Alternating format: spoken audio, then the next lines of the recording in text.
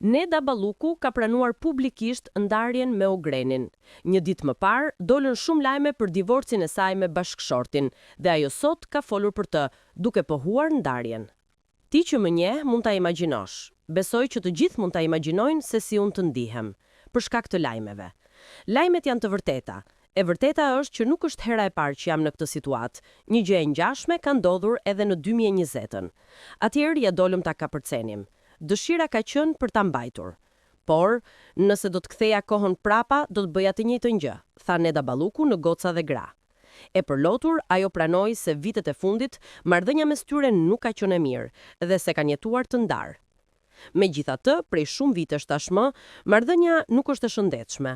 Prej disa kohësh jetojmë të ndarë, dhe kjo është gjithçka dua të them për këtë, sepse do doja shumë këtë moment ta menaxhoja me privatësi, sepse prioriteti më i madh i vetëm janë fëmijët. Mendoj se duhen mbrojtur, duhet jemi afër dhe gjej rastin t'u them se mami ju do shumë, jeni jeta ime, u shpreh ajo e përlotur.